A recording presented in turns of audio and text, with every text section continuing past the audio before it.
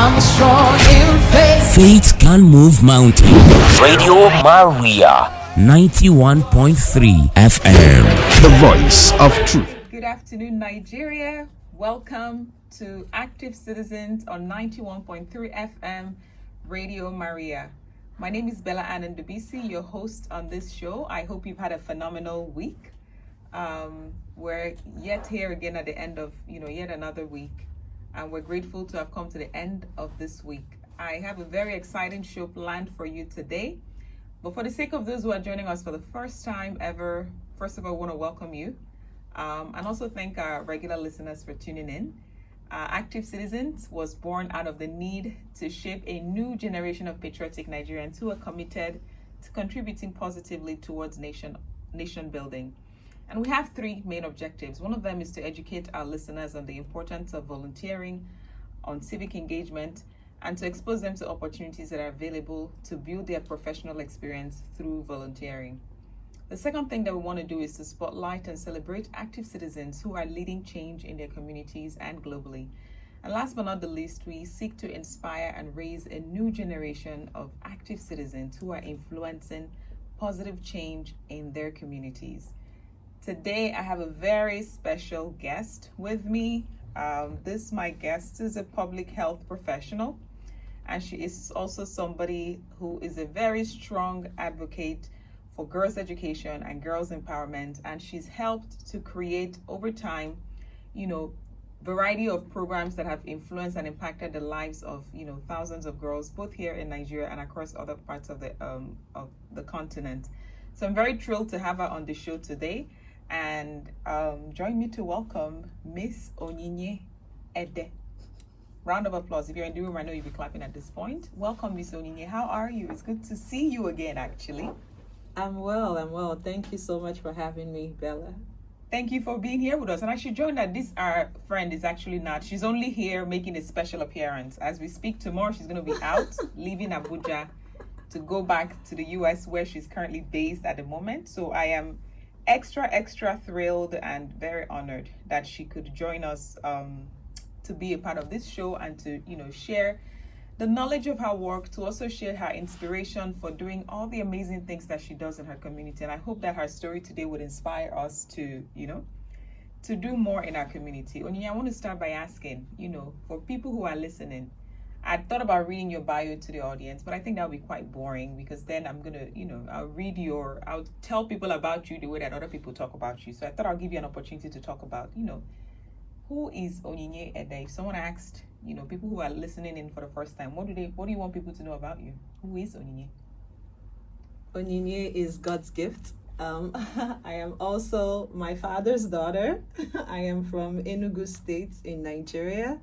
I happen to be a Nigerian American, and as Bella mentioned, I'm a public health professional and a very passionate advocate for empowering women and girls. I'm a global citizen. I like to think of myself as somebody who learns every day, enjoys being around people, enjoys culture. I really love culture and celebrating everything that it is that we are in terms of being Black people and being African. So yes, it can be a lot of things, but you are a lot of things. And you mentioned as you were introducing yourself that you're Adanne, and we're going to talk more about that actually on this show. So if you're listening and you're curious to know what that means, you want to make sure that you stay tuned on the show. I'm going to throw a few more things, in addition to what she said. She's, Nigerian American public health researcher. And one of the things that she focuses on doing is examining urgent issues that are affecting girls' health, girls' education, empowerment, and early marriage. And Onyinye did not tell us, because she's very modest, that she's also a fellow of the Institute of Current World Affairs. And I'm sure all the other things she's done will come, to life as we have a conversation this afternoon about her life and then about her work. Onyinye, what inspired you to join? Or what inspired you to explore a career in public health? yes, I would say I never wanted, or I don't want girls especially to say I didn't know. Excuse me. I feel like for me, public health is about providing people information and access to services. And as a teenager growing up in the US, I moved from Nigeria to the US when I was 13. And I lived in Atlanta, Georgia, so I experienced a lot of teenage pregnancy around me, and I could tell, and I knew that my friends, my peers were not ready to get pregnant, but they were looking for love, they were looking for attention, they were exploring their bodies. And many girls actually didn't know what would happen when you engage in sexual intercourse. So to me, it was bizarre, but I'm like, how do you not know? So a lot of girls, and I also, not just American girls, but even my Nigerian peers and people in the community around me, I kept hearing girls say, I didn't know. So for me, that was what made me decide that I actually want to fill that gap. I want people to have information. So at least they're making informed choices when they decide to do whatever they decide to engage in. Yes, and I've always been passionate about medicine. As a young kid, I didn't like going to the hospital, but whenever I was in the hospital, I appreciated the doctors and just the ability to heal. So I've always wanted to be in that medical world. But in university, I realized I don't want to be in a hospital because I really can't stand the sight of blood or operate on people. I would rather they don't get to the hospital. So that's where public health came in for me, and sexual and reproductive health, especially because back then we heard so much about the HIV pandemic, and then young people being infected with STIs. So for me, it was just, how do we fix this? Young people shouldn't be finding themselves in situations that could have been averted. So yes, that was what got me interested in public health. Wow. I appreciated what you mentioned earlier about the girls that you had a chance to interact with and who did not understand the consequence of some of the decisions that they made. That leads me to want to ask, more. What are some of the other myths over the course of, engaging in your work? What are some of the other myths that are associated with sexual and reproductive health that you've come about, or even whether it's, just, I wouldn't say ignorance. So what are some of those general things that you think that people would know at some point, but they didn't, they weren't aware of, or they don't know about? Right. Well, I think the first general one I will point out is the fact that as teenagers, or once we hit puberty, parents say, don't let a guy touch you. Even for me, that was my story when I transitioned to the US with my twin sister. And the only advice I think any adult get, the only advice was, you all are young ladies, you're going abroad to live with your dad, don't let any man touch you. What that meant, they just said, don't let any man touch you. And for real, I was in the US and I ran away from men till I graduated from university just because of that phrase, don't let any man touch you. And I think a lot of girls also grew up with that myth around guys playing with girls, and what does that touch mean? Nobody ever explains what touch means exactly. And then when you get to school, the guy's like, oh, of course you're not going to get, did I not just touch you? And then from that, girls get guys and girls now start trying to explore their bodies to see, okay, what exactly did they mean by that touch? And then they find themselves. So I think that's one. And then the other myth, or just the things that young people don't know, for me, it's a personal story of my auntie that my auntie is now in her 40s, but she got pregnant with her first child when she was about 15 and or 13 actually, but she hadn't started menstruating when she got pregnant. So that's another thing. A lot of people don't know that menstruation, just because you haven't seen your first period does not mean that it's not right around the corner. And then when you engage in sexual activity, you end up pregnant. So that's a case of I didn't know. Even her mom was like, oh, if you play with boys, nothing can happen until you actually start seeing your menses. And so she was surprised, her parents were surprised. And so that's one of the myths that we try to correct, that just because you haven't started menstruating does not mean you can just get involved with the guy in that way. What else will I share? I think also just the one that I heard some years back, and I just thought it was funny, when you have sex and you do it in a pool, you're not gonna get pregnant. Because it washes everything away. Right. And when you do it standing up in the pool. But some of these things, and we have to understand that the human body is just very interesting and mysterious, and just because somebody else got away with having sex in the pool does not mean you're going to. So I think young people just try to, when they hear all these things, they just try to see what is possible, and because they're just we're just made to be curious and want to explore things. So I think those So are the steps essentially, it doesn't help, as a society, it doesn't help us to not have those difficult or what is seen as a difficult conversation. Right. Because, children or adolescents are quite experimental. They're curious, right? So what do you think needs to happen differently to ensure that we're protecting our children and giving them all the information that they need to know to be able to protect themselves from early on? Right. I think we just have to say it as it is and call the body parts the names. A penis is a penis, a vagina, and also help young people understand when you say no, when you say you should not be having sex, you should not be watching this. Why? Because for me, I was just told, don't let a man touch you, but the why was missing. And so I get all sorts of ideas in my head. Oh, just run away from guys and it makes you grow up as an awkward young lady. But I think it's just parents being honest about what is happening in our bodies. It's part of the human, it's just part of growth. And as we grow up, as we go through puberty, it's part of the cycle of being a human being. So I think parents just need to talk more about it. I once met a parent who her daughter was, I believe, 9 or 10 years old. And she got back from a trip and saw blood all over the girls' beds and her underwear. And she just got scared and thought someone had abused her daughter because she wasn't expecting her daughter to begin her menses at that age. And so she started just asking the girl questions like, who touched you? The girl's like, I don't know, I just woke up this. But she just made the girl so scared. And so things like that could make young people just want to close up and not feel open to share issues that come up even in the school. They're not able to talk to their parents because parents are, I don't know if they're scared to actually Discover. actually discover that their child is growing now and has actually matured or reached a point of maturity. So I think it's just about parents just knowing that it's a regular life cycle. So it shouldn't be a taboo topic to talk about. And the more you talk about it, the more open they are to bring in any issues and even any issues they have with their own bodies and reproductive systems.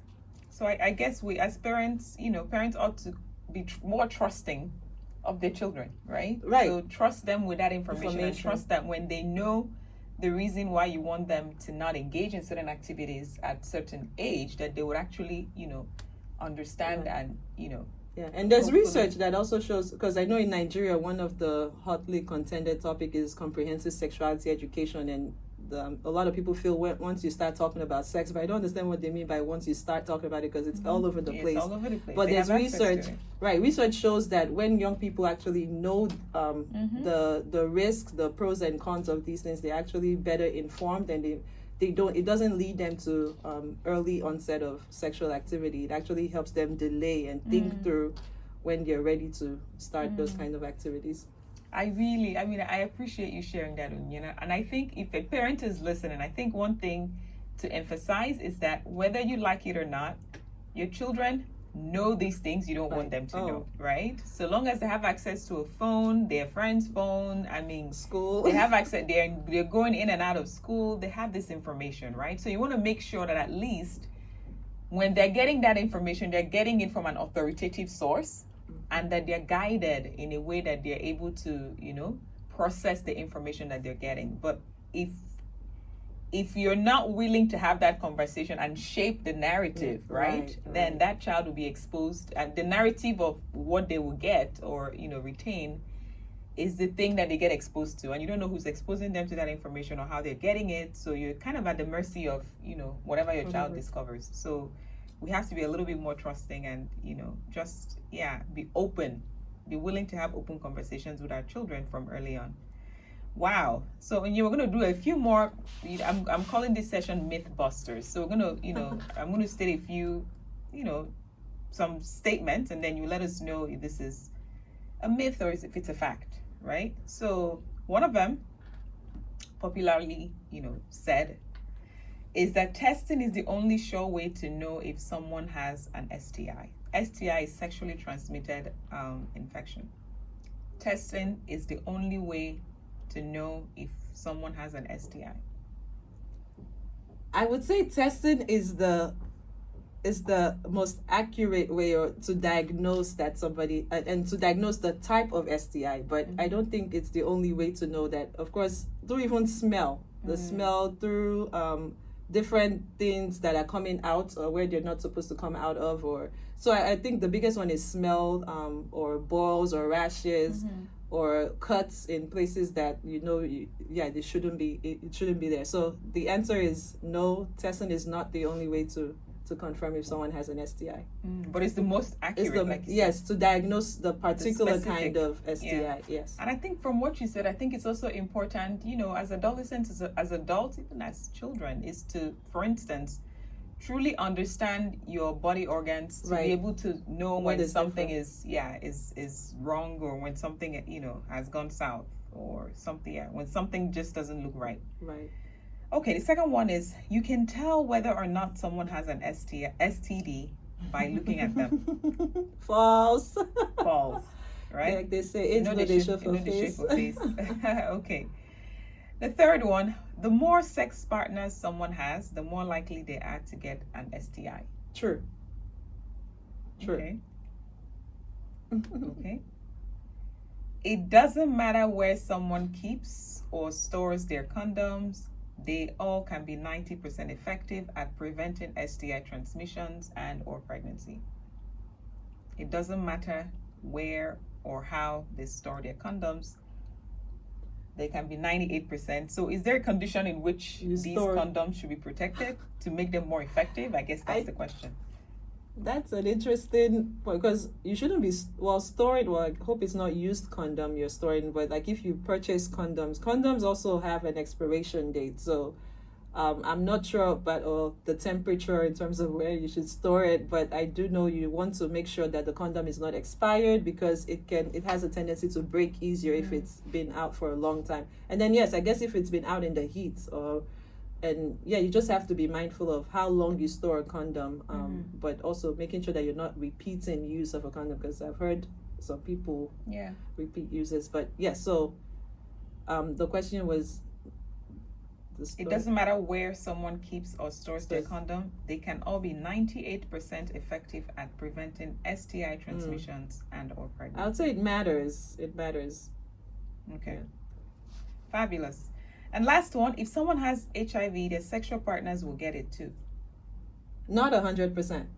So of course we know there's prophylaxis now for and there's HIV treatments that people who are infected are on, so they prevent transmission. And we know we've advanced in terms of the science and the medicine around HIV treatments and prevention. So yes, even you can have an HIV positive partner and have this other person. They call them discordant couples. We have a lot of couples like that where one person is positive and the other person stays negative. But of course, both of them have to be consistent in terms of following the regimen for their treatment, the drugs they have to take. And yes. Okay. Well, thank you. That's all for the Myth Busters and Myth versus Facts segment of this show. So every year people are required to get, physical. So they check, certain aspects of their body to make sure that, everything is working effectively. Are there some tests that people need to conduct regularly when they become sexually active? Yes, I know. Well, for women, you have to get tested for cervical. You have to do your cervical exams for HPV. And that, like pap smears, basically for women.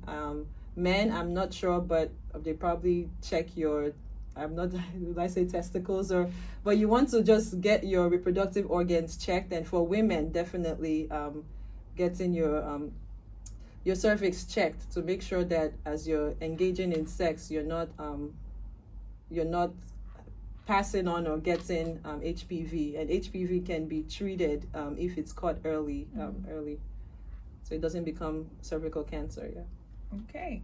Well, thank you. We're going to take a short music break now, and when we come back, we're going to continue with other aspects of the work. I mentioned earlier that you're public health professional, but I also know that you do a lot of work involving mentoring for girls and leadership for girls. So we're going to get into other aspects of your work and also talk a little bit about Adanne. So we'll take a short music break now. Don't snooze or you lose.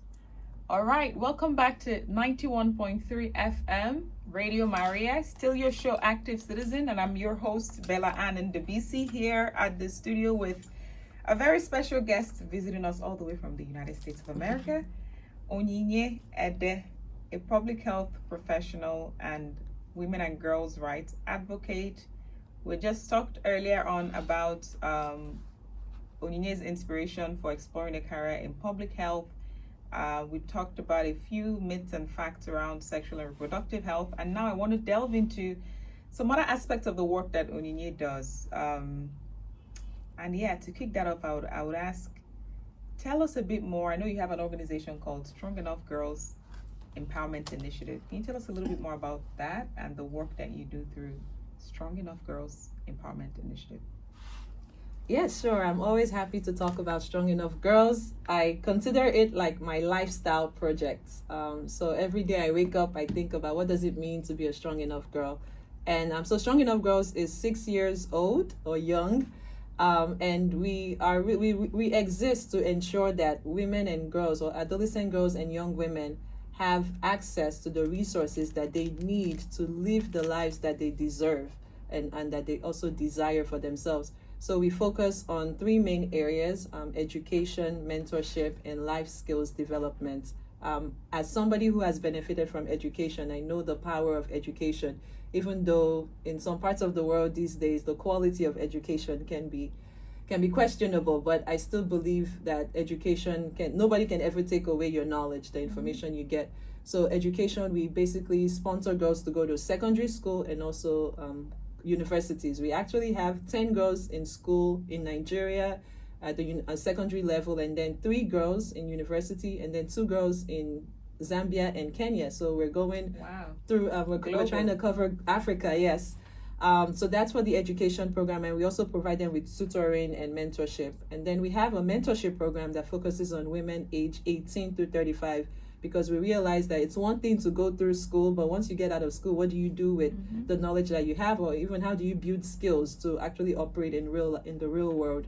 So we have that mentorship program that we started in January 2019, and to date we've graduated over 50 young women from across Africa from the mentorship program. And then the last arm of our work is around life skills, and primarily we focus on comprehensive sexuality education. So we partner with the Ministry of Education to go into secondary schools, junior secondary and senior secondary schools, to talk to young people about their sexual and reproductive health and sexuality, really.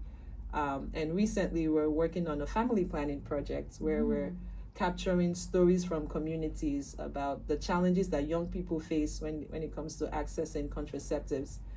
Because I guess young people don't want to talk about family planning, but we just mean, how are you planning for your future life? How are you planning for the life that you want? So yeah, so Strong Enough Girls is really empowering girls.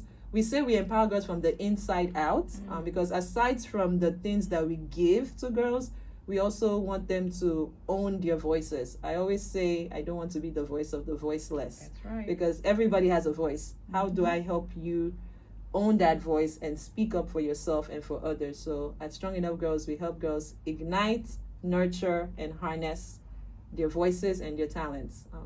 So that's Strong Enough Girls. And I see, as you said that, you lit up. I mean, not that you've not lit up the entire conversation, but I can tell, just from looking at you talk about this work, that it's something you're truly passionate about.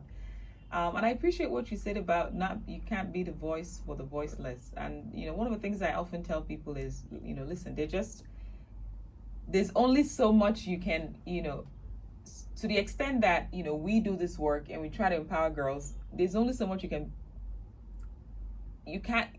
be their voice. I mean, we were teenagers many moons ago. We don't know what it means to be a teenager in 2022. Right. So really the most you can do is just empower teenagers to be able to, be their own advocates. You can be their mentors, you can be their sponsors, but it's hard to say that at our age right now we can be the voice and advocates for these young people, because really they are the ones wearing the shoes. They know where it pinches. We can speak based on what research has said. We can speak based on our own outdated experience, but I feel like the most effective way really is what you're doing, which is really giving them the tools that they need to be able to be the people speaking up for themselves and advocating for themselves. So truly, I commend your work.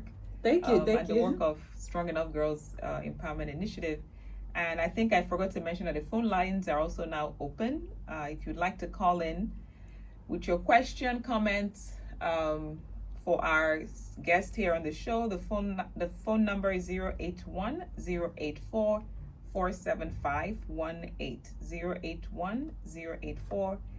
081-084-475-18. Feel free to call, send us an SMS or a WhatsApp message on 081-084-475-18. All right, so the phone lines are open, but we'll continue our conversation here with Onyinye. Onyinye, earlier you talked about Adanne. First of all, what does that mean for those who are listening in? Adanne, and what does it mean? And yeah, what is Adanne? Yes. So Adanne is an Igbo term that translates into her father's daughter.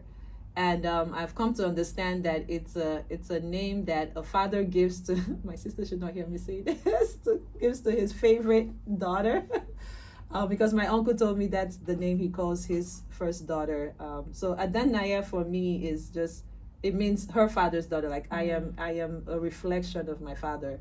And not just my biological father, but my heavenly father as well. So okay, Adanne, how did your relationship with your father? I feel like I first want to say, so as you're writing this book, what did you want people to know about your relationship with your father? Yeah, so I wanted people to know that I didn't initially appreciate how, I called it overprotective, my dad was, but as I've grown older, I've come to appreciate that. And it took my friends or people around me having to tell me how lucky I am to be able to realize that. All right, we have a caller on the line. Oh. We'll continue the conversation. Hello, good afternoon. Thank you for calling in. Please tell us your name and where you're calling from. Hello? Hi. I can hear you. Hello, can you hear me? Yes, ma'am. What is your name and where are you calling us from? My name is Gift.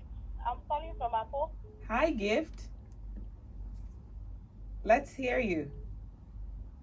Okay, I just want to commend the Guest Onyinye for the good work she's doing in Strong Enough Girls. I've actually read her book, Adanne, and I'll really say she really did a good job in the book. I want to encourage her. As many girls as want to be part of the Strong Enough Girls, they are actually free, and they will actually learn a lot from Onyinye and her team. Okay. Wow. Thanks so much, Gift. I appreciate you calling in. All right. Thank you so much. All right. Okay, so Onyinye, you were telling us about what you wanted people to know about your relationship. We have another caller on the line. Hello, good afternoon. What is your name and where are you calling us from, please? All right, looks like we lost that caller. So, yeah, hello? Yeah. What would you like us to know? You were talking about what you wanted the people reading to know about yes. Yes. So, yeah, I wanted people to know that I have come to appreciate my father's involvement in my life, and I call it an intentional presence. So, because of the work I do with Strong Enough Girls, I get a lot of boys ask me, what about boys all the time. And as I wrote this book, of course I always tell them that for me, I feel like I'm called to work with women. As a young woman, I feel like my skills are best suited to develop other girls and women. But for the guys, I thought about what kind of example my father laid in my life and how I would want that to be a lesson for other men. So I wanted this book to really speak to the men as well, in terms of why it's important for you to be present in your daughter's life, in your wife's life, in your girlfriend's life. Because even though I didn't appreciate it, I realized that because my dad was so involved in my life, I never felt the need to go elsewhere for love or validation. All right, we have another caller on the line. Please tell us your name and where you're calling from. Good afternoon. Hello, good afternoon.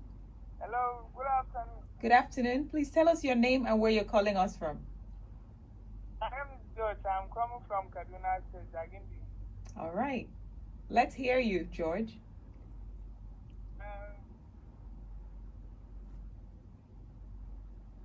Oh, we lost George.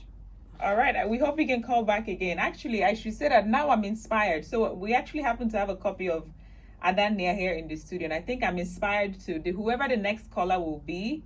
I'm going to be doing a giveaway of Adania's book, of Onyinye's book here in the studio, and it's going to be an autographed copy because she's here. I'm actually going to have her sign it and put a really nice note on it. But here's one caveat: you have to come to the studio, Radio Maria office, and pick it up. So we'll have it available here, for the next caller. So yeah, Onyinye, I guess the question, I really appreciate what you said about learning about your relationship with your dad. I think what I want to know, to what extent would you say that shaped you as an individual and as a professional? Oh, yes.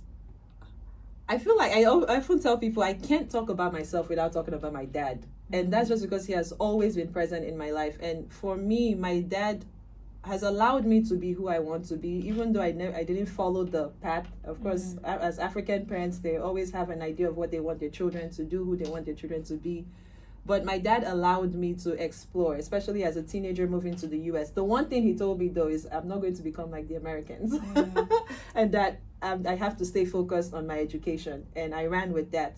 So for me, my dad, I tell people that he's not a perfect, of course, he's not perfect. I say he's not a perfect husband, but he's a great father.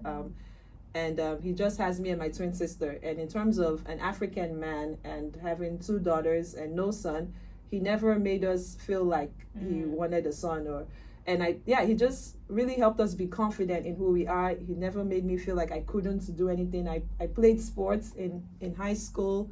I traveled. I even won awards for being the most involved. So I think my dad, and then he always made sure he was present at key events in school. And even though back then I didn't realize the value, but now I know that his presence made a difference because he got to know the teachers at my school. He got to really connect with the people that I connect with on a daily basis. Even when I went to university, he got the phone number of the president of my college, which was a bit interesting. But yeah, so for me, my dad has really shaped who I am as a confident African woman. And also in terms of my Igbo heritage, my dad made sure, before we went to the US, I didn't know how to speak Igbo. Today, I'm not as fluent, but I definitely understand.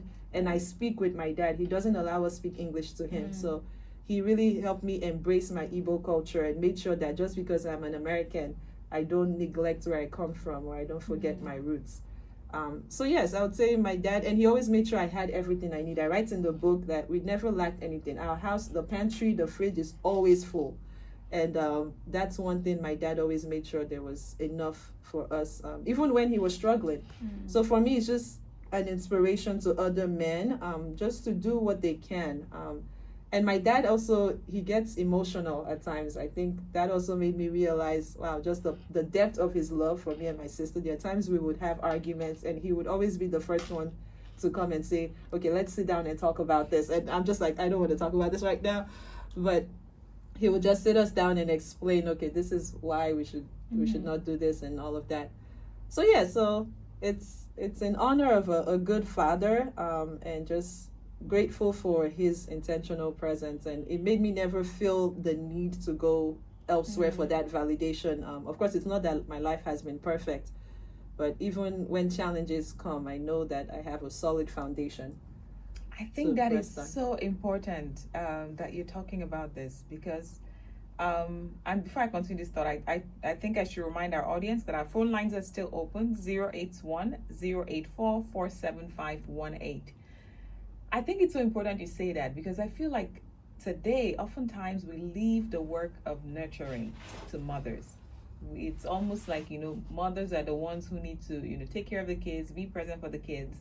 But just listening to you talk about how having your father present has shaped your life, especially as a girl child, because oftentimes people will think about this for, men be present for boys, right?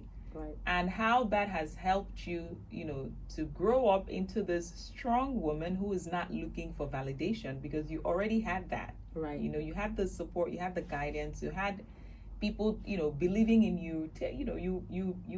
You know who you are. You don't need anyone else to tell you, or wink at you and tell you that you're already confident. You had those strong background. So I really think it's important, especially if parents are listening, especially the fathers, right?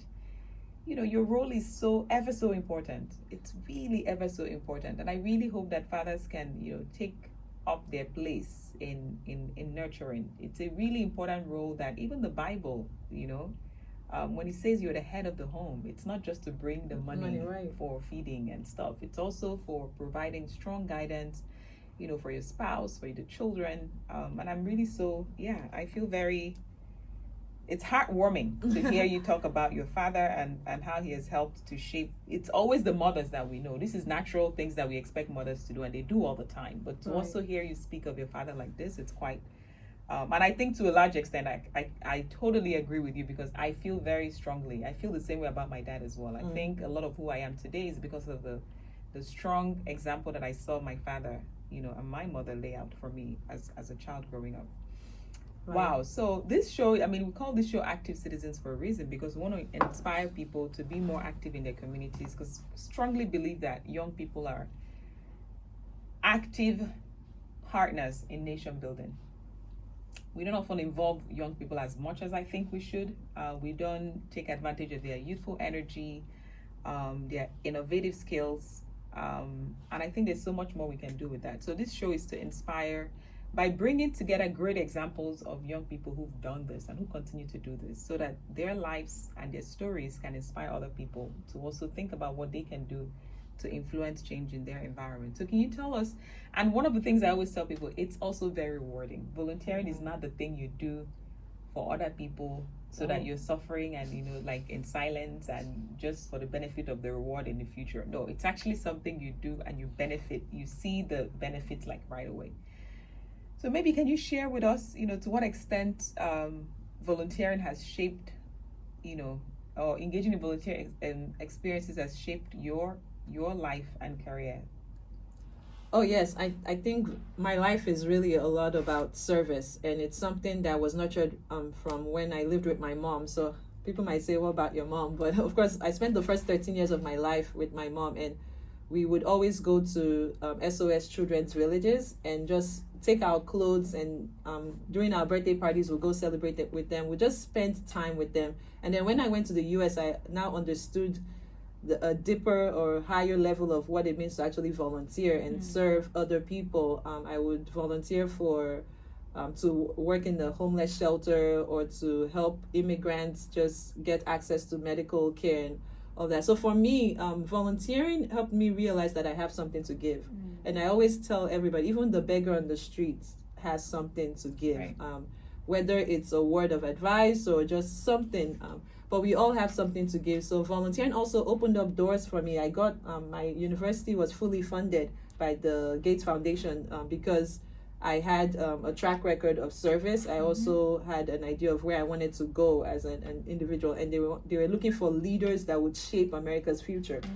So when you're volunteering, you're helping shape communities. You're helping families. You're also discovering your own skills and your talents. So for me, that was one of the ways I discovered the things about me that I can offer other people. Like I might just spend some time listening to someone's story, and they're like, wow, you're a good listener. Or I serve somebody, and I'm like, well, I guess I can spend 1 hour of my day coming to this shelter or packing, folding some clothes. Yeah, so volunteering really has really made me, and that's what even made me decide to start a nonprofit. I remember when I came to Nigeria from the US, I quit my job and I said, I want to come and work with young people. I really want to understand your issues. And I would trek for miles going to schools to deliver the family life and HIV education books. And I would always write about the stories that I hear from the field. And my friends on Facebook are just like, wow, Onyinye, like, you're helping us connect with these communities. How can we help? And so it was because of those service acts that I did that I realized that, okay, how do I also encourage other people to see how they can help or be of service to others, and also help them discover their talents in the process of volunteering. But yes, I think we all have something to give. That's right. What I was saying. We should never be afraid or ashamed or scared to show up and say, how can I help? I think that's so important, what you said, because oftentimes when we think of volunteering, we think about it as, you have the expert people who are the smartest people in the room, and now they're coming to do great service all around. But recognizing that, if you can pick up trash in your neighborhood, it doesn't take any skill to know how to pick up trash in your neighborhood. The idea is, what is not working, and how can you, help to change that in whatever way you can. Whether it's even calling people who you think are more experienced at getting the work done, but basically taking action, right? The other part is, I think people also feel like you have to be comfortable before you can volunteer. Yeah. So they see me That's a doing myth. right. I'm like, That's a myth. because first of all, we're never going to get there. Like as Michelle Obama talks about becoming, we're always becoming. You're never going to get to a place where you feel like you have everything. So I want to definitely break that myth of you have to have money. Like, so I started in university, I always said I want to be a philanthropist. Like, when you ask me what do I want to be, I said philanthropist, because philanthropists have poured into my life. That's right. So I want to be that for somebody else. And people might see me now and think I have a lot of money, but I don't. It's just I'm using the little that I have. Yes. So I want to definitely bust that myth that you don't need to be comfortable to serve. Just get out there. And in serving, in serving, you can find your next opportunity to even get out of that rut that you might be feeling in your life. And like you said, volunteering is not for other people, it's actually for you. So I can't tell you how many people I've engaged with in different roles. Perhaps they came in as volunteers, and then by the time 1 or 2 years later, you're looking at them and you're like, wow, I this is unbelievable how you've come from. It's truly remarkable. And especially in Nigeria, where now organizations want to hire people that have loads of experience, right? Volunteering is experience. Because you're learning a skill. It gives you a chance to learn something in an environment that is not, competitive, for example, because nobody's chasing. You're not competing with anybody. You're coming in there to serve, to help out. So it gives you an opportunity to learn something in a very not tensed environment. It's actually a very unique situation, and you can do all kinds of things. So thank you for sharing that. I think maybe I forgot to ask, for those who are listening, and how may they get involved in what ways can they get involved to support the work that Strong Enough Girls Empowerment Initiative is doing? Yes. So I just got excited because we have a current project. It's a podcast project highlighting young people's experiences with reproductive health and family planning in their communities, and we're launching a podcast. The first episode is premiering on Monday. So follow Strong Enough Girls on Instagram. We're also on Twitter if you just type in Strong Enough Girls. But the podcast is called Indigenous. I like to say, as an Igbo girl, indigenous. If they would allow me spell the NDI genius. But yeah, indigenous, because we're really trying to highlight local expertise and local youths as the experts, and they have the solutions to their issues. But definitely follow us on Instagram. We also have a phone number that What's the Instagram handle? The Instagram handle is @StrongEnoughGirls. Yes, StrongGirls. No, Strong Enough. Yes, StrongEnoughGirls. Strong Enough Girls. Okay. Yes, that's our Instagram handle. And yes, just you can send us a DM. We will respond. And I know we get people asking to volunteer whenever we have volunteer opportunities. We have a form that you can fill out. And once we have an opportunity, we'll bring you on board. Also, we have a mentorship program. So if you're a young woman, age 18 through 35, you're really looking for someone who has been in a place where you want to go. So you can reach out to us. We have an Instagram handle as well, Evolve Mentorship Program. That's EVOLVE Mentorship Program. But you can always find us through our Strong Enough Girls handle. So yes, we're on Twitter and most of the social media platforms. Okay, that's great. And last question for you, Onye. For those who are listening in and are, thinking, and you've spoken to a bit about that, what advice do you have for folks who are listening and who are looking to become more active citizens? Where and how can they start? Start where you are. There's lots. I was kidding, or not kidding, but I've been saying that people that are saying there are no jobs in Nigeria, like I really don't know what else they're looking for. Or just, I mean, starting from a place of service, that can turn into a job opportunity. So start where you are, start with what you have, is the advice that I give people.